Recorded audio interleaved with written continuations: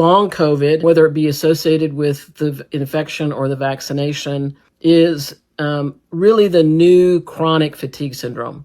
Well, so what is chronic fatigue syndrome? The medical name for that is myalgic encephalomyelitis. Chronic fatigue syndrome has three presenting symptom criteria, and it typically occurs either after a viral infection or after a vaccination.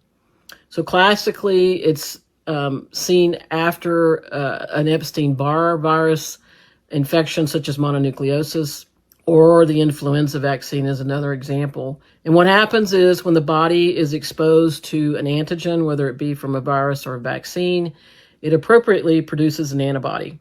And the antibody is taking care of the infection or being appropriately made in response to a vaccine. But then something called molecular mimicry occurs. So what happens is that the antibody that is being produced appropriately cross-reacts with a protein enzyme tissue in our body and creates inflammation or illness inappropriately called autoimmunity.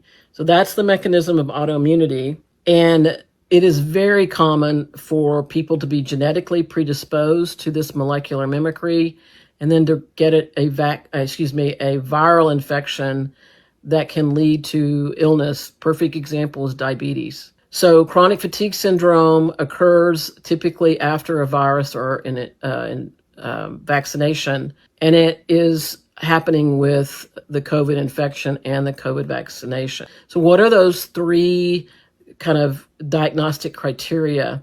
So chronic fatigue, which makes sense, but the fatigue is severe. So basically you can't take care of yourself during the day. You can't do daily activities, empty the dishwasher, get dressed. Your fatigue is so severe. And then post-exertional malaise, very common.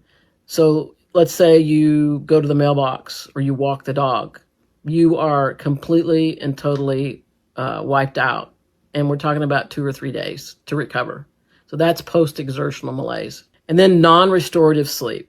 So you can sleep 10, 12 hours and never feel rested. So those are the three kind of essential criteria